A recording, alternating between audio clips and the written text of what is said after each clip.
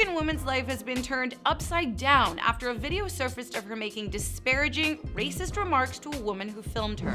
Welcome back to What's Trending. I'm Martine Bierman. Make sure to subscribe for more stories about people who should really stop talking when an iPhone comes out. Selena Kyrell posted to Facebook her encounter with a woman who she claims was being racist in the car next to her. She says, "After wasting my breath trying to knock some sense into her, I just let her speak. It started when she had said in the most demeaning, poor excuse of a supposed Asian accent that she's Asian. She can't see, that's why she can't drive. I was parked next to her and I did not instigate this at all." At that point, Selena, who's Asian, began filming, and the woman in the other car started talking about immigration status. Before you say anything, you might want to make sure you're actual legal. And then call the cops. This is gonna be Let so them good. know About what?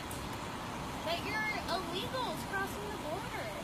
And your parents probably had to work for fucking dirt just to get here.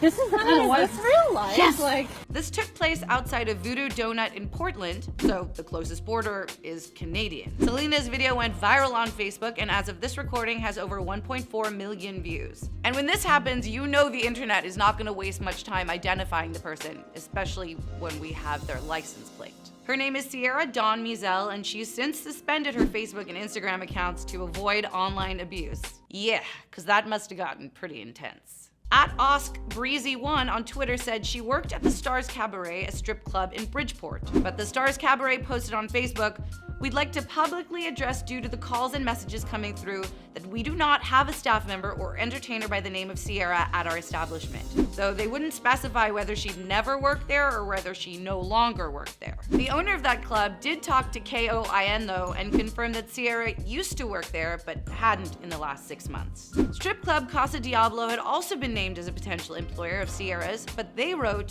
"We've gotten several phone calls and Facebook posts tonight at Casa Diablo regarding Sierra Dawn Mizell. For the record, she's never worked at Casa Diablo before, nor will she ever work at Casa Diablo in the future." Although I would hate for this to become a situation about stripper shaming, because who cares if she works at a strip club? That's an honest living, people do it, but this isn't about stripping, so let's make sure that we take note of that. People online are sharing public records of Sierra's misdemeanor charges, which include drug possession and disorderly conduct. KOIN also talked to Sierra's mother, who says that she's sorry and she realized she made a big mistake. Yeah, because especially now her address has been posted online, and so police are having to keep an eye on her place because she's receiving a ton of threats. And this is a big problem in the public shaming cycle. Outing someone as racist and exposing their inappropriate behavior in public, that's one thing. But keeping up a schedule of harassments and threats brings the public down to a level that they shouldn't want to be a part of. I totally understand wanting to tell somebody that they're wrong and then wanting to teach them a lesson,